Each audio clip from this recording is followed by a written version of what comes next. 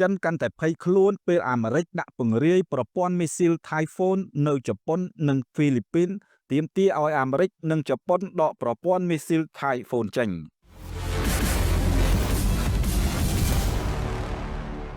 ប្រទេសចិនបានទាមទារឲ្យទីក្រុងតូក្យូនិងទីក្រុងវ៉ាស៊ីនតោនកាលពីថ្ងៃអង្គារទី16ខែកញ្ញាឆ្នាំ2025នេះ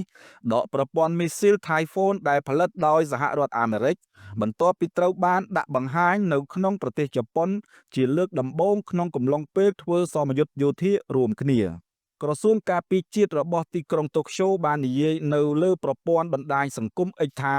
កងកម្លាំងស្វ័យការពាររបស់ប្រទេសជប៉ុនបានបញ្ជាក់ប្រាប់ AFP ថាប្រព័ន្ធមីស៊ីលត្រូវបានដាក់តាំងបង្ហាញជាលើកដំបូងនៅក្នុងប្រទេសក្នុងអំឡុងពេលនៃសមយុទ្ធនេះទោះបីខ្លួនបាននិយាយថាអាវុធនេះនឹងមិនត្រូវបានគេបាញ់ក៏ដោយក្រសួងការបរទេសក្រុងប៉េកាំងកាលពីថ្ងៃអង្គារបានអំពាវនាវឲ្យសហរដ្ឋអាមេរិកនិងជប៉ុនដកប្រព័ន្ធមីស៊ីលជាបន្ទាន់អ្នកនាំពាក្យ Lin Jian បានប្រាប់អ្នកសារព័ត៌មាននៅឯសន្និសីទកាសែតថាសហរដ្ឋអាមេរិកនិងជប៉ុន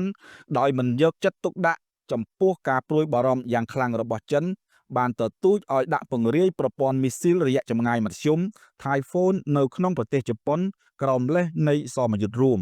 ប្រទេសចិនសម្ដែងការមិនពេញចិត្តយ៉ាងខ្លាំងនឹងការប្រឆាំងយ៉ាងម៉ឺងម៉ាត់ចំពោះរឿងនេះប្រព័ន្ធមីស៊ីល Typhoon របស់សហរដ្ឋអាមេរិកគឺជាផ្នែកមួយនៃការវាយប្រហារដ៏ជាក់លាក់រយៈចម្ងាយឆ្ងាយរបស់កងទ័ពផលប័ត្រទំនើបកម្មនេះបើយោងតាមរបាយការណ៍ខែមេសានៅលើគេហទំព័ររបស់វិទ្យាស្ថានកងទ័ពជើងទឹកសហរដ្ឋអាមេរិកប្រព័ន្ធនេះប្រើប្រាស់កាំជ្រួច SM-6 ដែលផលិតដោយ Raytheon និងកែប្រែពួកវាសម្រាប់ការបាញ់បង្ហោះក្នុងដី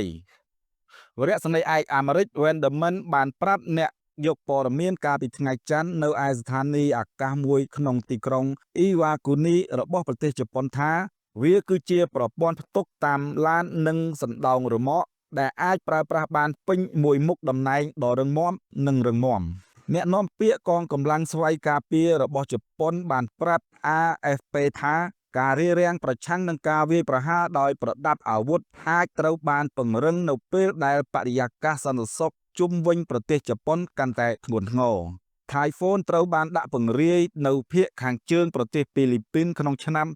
2024សម្រាប់សមយុទ្ធរួមគ្នាប្រចាំឆ្នាំកាលពីខែធ្នូទីក្រុងម៉ានីលបានធ្វើឲ្យទីក្រុងប៉េកាំងខឹងសម្បារនៅពេលដែលខ្លួនបាននិយាយថាខ្លួនមានគម្រោងទទួលបានប្រព័ន្ធនេះនៅក្នុងការជំរុញមួយដើម្បីទទួលបានផលប្រយោជន៍ដែនសមុទ្ររបស់ខ្លួនលោកលីនបាននិយាយកាលពីថ្ងៃអង្គារថាការដាក់ពង្រាយប្រព័ន្ធ Typhoon របស់សហរដ្ឋអាមេរិកនៅក្នុងបណ្ដាប្រទេសអាស៊ីបង្កើនហានិភ័យនៃការប្រឆាំងអាវុធក្នុងតំបន់និងការប្រឈមមុខដាក់គ្នាខាងយោធាហើយបង្កការគំរាមកំហែងយ៉ាងសំខាន់ដល់សន្តិសុខយុទ្ធសាស្ត្រក្នុងតំបន់លោកលីនបាននិយាយកាលពីថ្ងៃអង្គារខ្ញុំកែសំណាងមេកងញូ